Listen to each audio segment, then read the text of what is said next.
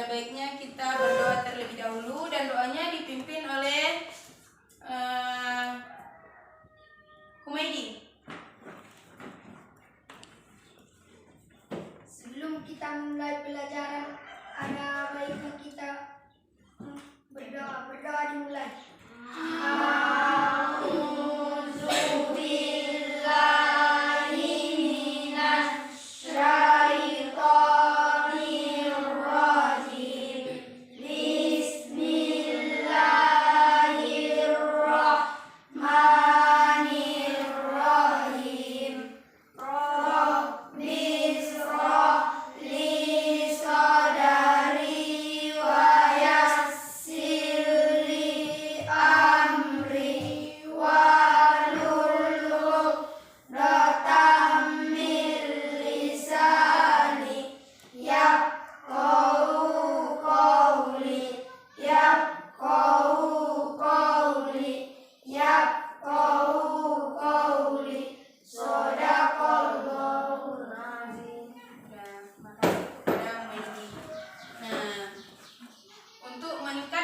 Jiwa nasionalisme dan patriotisme anak-anak ibu semua, sebelum kita belajar, kita menyanyikan lagu wajib nasional dulu. Ya, dari Sabang sampai Merauke, 1, 2, 3 ya. Dari Sabang sampai Merauke, berjajar pulau-pulau, sambung menyambung menjadi satu, itulah Indonesia. Indonesia tanah airku, aku berjanji padamu, menjunjung tanah airku Indonesia. Di pelajaran yang lewat kita telah belajar mengenai tanggung jawab, ya, tanggung jawab kita sebagai siswa ataupun seorang anak. Sekarang kita akan belajar mengenai tema 2, udara bersih bagi kesehatan, subtema 2, pentingnya udara bersih bagi pernapasan. Dan pelajaran kita hari ini, untuk yang pertama kita akan membahas tentang hak dan kewajiban. Nah, untuk anak-anak ibu semua, ibu akan menampilkan gambar. Ya, coba perhatikan gambar-gambar ini. Gambar yang pertama, ini gambar apa, Bu? Kebersihan Iya, berarti ini termasuk ke dalam kewajiban.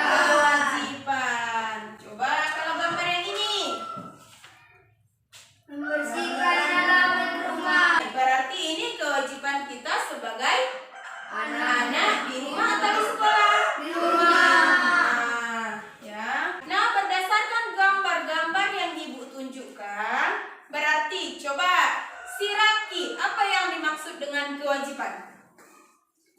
Sesuatu yang dapat kita kerjakan dengan penuh rasa tanggung jawab. Iya, berarti kewajiban adalah sesuatu yang harus kita laksanakan dengan penuh rasa tanggung jawab. Nah, yang selanjutnya, setelah kita belajar mengenai kewajiban, kita juga akan belajar mengenai hak. Ya, berarti hak kita sebagai siswa di sekolah, contohnya apa? Apa hak kita di sekolah? Mendapatkan pelajaran. Mendapatkan pelajarannya. Kalau di rumah, ya, mendapatkan kasih sayang dari orang tua. Berarti pengertian hak. Siapa yang tahu pengertian hak? Siapa yang tahu? Siraki. Coba pengertian hak. Sesuatu yang dapat kita peroleh Setelah melaksanakan. kewajiban. Iya, berarti pengertian dari hak tadi adalah sesuatu yang harus kita peroleh setelah kita melaksanakan kewajiban. Contohnya tadi apa saja? Kalau di sekolah,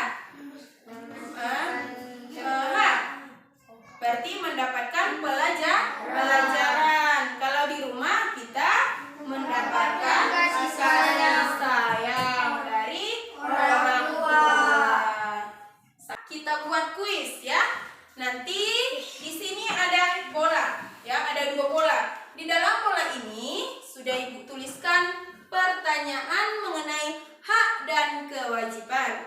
Nah, nanti Ibu akan lemparkan bola ini. Siapa yang dapat bolanya, Ibu bacakan pertanyaannya, anak-anak Ibu akan jawab ya. Nah, kalau tidak dapat, yang Ibu lempar bolanya, anak-anak sekalian akan disuruh menyanyi. Coba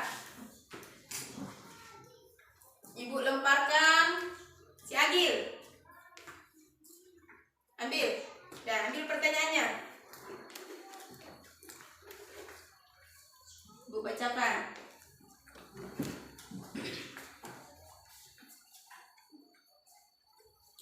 Apa contoh dari hak seorang anak di rumah? Mendapat kasih sayang. Iya, Ibu lemparkan ke si Humaydi. Udah, berarti si Humaydi harus menyanyi ke depan, tapi kita harus sama-sama. Ya, coba sama-sama berdiri ya, sama-sama berdiri, ya biar nggak tegang, biar semangat lagi belajarnya ya. Udah, coba. 1, 2, 3, ya. Terpesona, aku terpesona memandang padamu. Terpesona, aku terpesona memandang padamu. Udah ya. Nah, selanjutnya kita akan belajar mengenai bahasa Indonesia, yaitu kata tanya ya. Yang pertama, siapa? Kata tanya siapa ini menanyakan tentang apa, Bu? Orang. Iya. Kemudian kata tanya kapan? Menanyakan tentang waktu. Kemudian di mana? Menanyakan tentang tempat. Kemudian bagaimana? Menanyakan tentang keadaan. Ibu buat soal. Ibu akan kasih pertanyaan ya, kata tanya. 1, ambil buku tulisnya nak. Ibu kasih waktunya 5 menit. Ibu kumpulkan jawabannya. Kita akan belajar mengenai muatan pelajarannya IPS ya. Di sini kita akan belajar mengenai jenis-jenis usaha ekonomi ya. Ada 2 jenis usaha ekonomi, yaitu jenis usaha yang dikelola sendiri dan jenis usaha yang dikelola oleh kelompok ya. Nah, jenis usaha yang dikelola sendiri, Bu, di sini yang akan kita bahas ada 4. Yang pertama, jenis usaha yang dikelola sendiri ada 4. Yang pertama yaitu 1, usaha pertanian. Jenis usaha yang kedua adalah usaha perdagangan. Yang ketiga, jenis usaha yang ketiga adalah usaha jasa.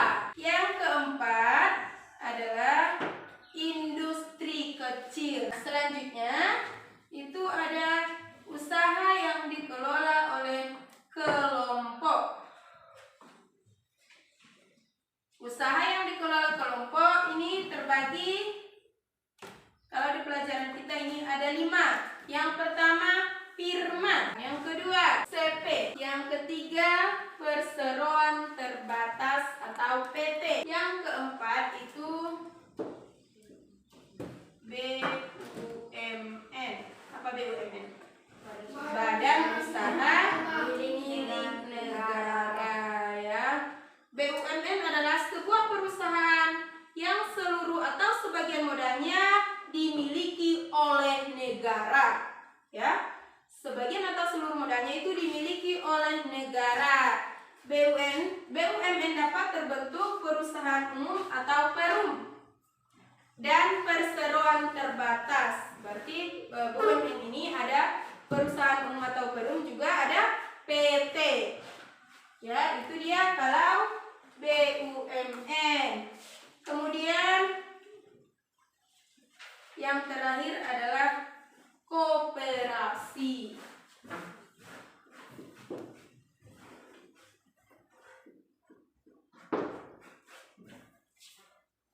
Maggie, apa dia koperasi, Bu?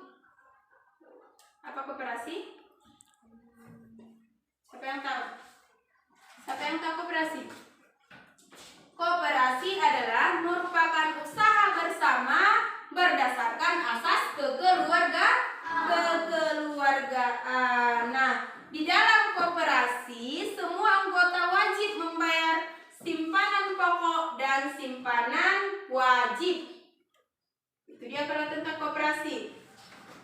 Contoh koperasi ada koperasi unit desa, koperasi sekolah, ya. Di sekolah juga biasanya ada koperasi.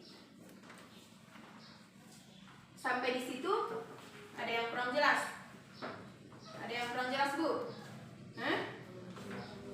Ya.